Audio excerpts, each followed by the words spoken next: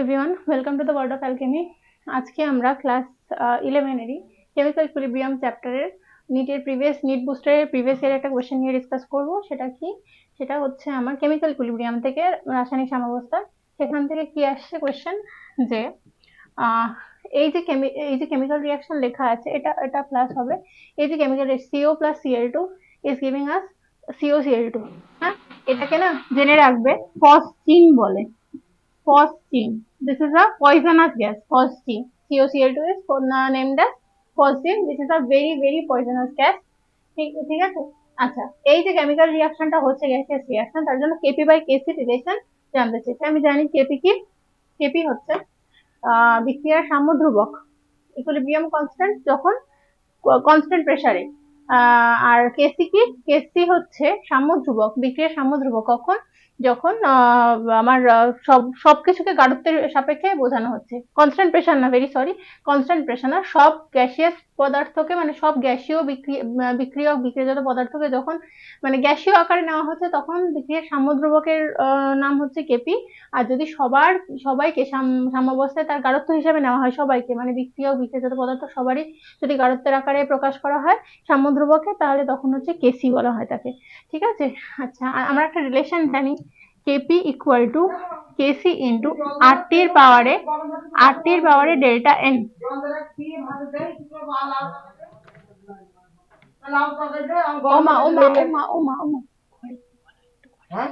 গিয়ে বলো, বাবারে বলো, ঘরে গিয়ে বলো। আচ্ছা দেখ, ডেল্টা এন ইকুয়াল টু কি? ডেল্টা এন হচ্ছে রিঅ্যাক্ট্যান্টের নাম্বার অফ মোলস, প্রোডাক্টের নাম্বার অফ মোলস মাইনাস রিঅ্যাক্ট্যান্টের total number of moles.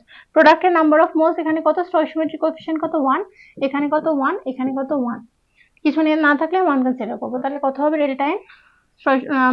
Change in mole number কত হবে? 1 মাইনাস 1 প্লাস 1, 1 মাইনাস 1 প্লাস 1, তার মানে minus 1 minus 2, 1 minus 2 which is minus 1, delta N এখানে মাইনাস 1। তাহলে সেক্ষেত্রে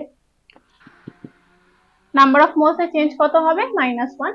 তাহলে কেপি কত হবে? KP equal to KC into RT পাওয়ারে ডেল্টা এন এর জায়গায় কত লিখবো? মাইনাস 1।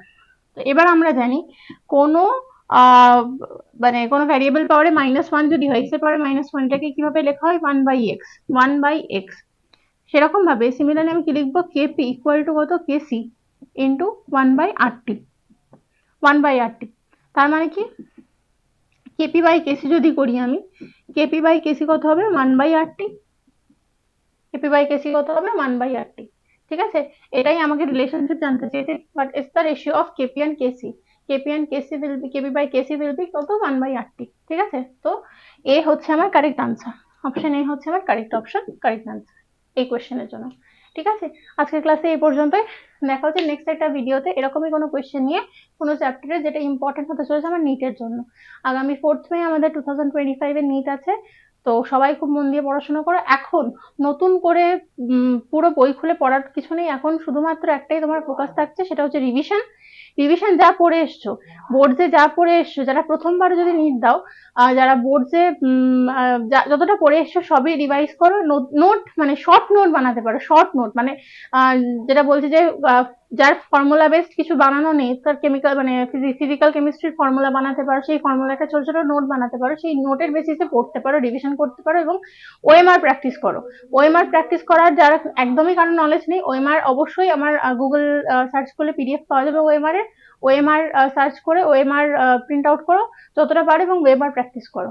তাহলে তুমি তোমার মানে নিটটাকে আরো বেশি ভালোভাবে ফোকাস করতে পারবে, নিটের কনফিডেন্সটাও পাবে যে এরকম ভাবে এক্সাম দিতে হয়। ঠিক আছে, সবাই যারা প্রথমবার দিচ্ছ তাদের ঘাবড়াবার কিছু নেই, অসুবিধার কিছু হবে না, যতটা সম্ভব আমার পক্ষে তো হেল্প করার চেষ্টা করবো। ঠিক আছে, আজকের ক্লাসে এই পর্যন্ত, নেক্সট ক্লাসে আবার এই রিলেটেড কিছু ডিসকাস করবো। Thank you.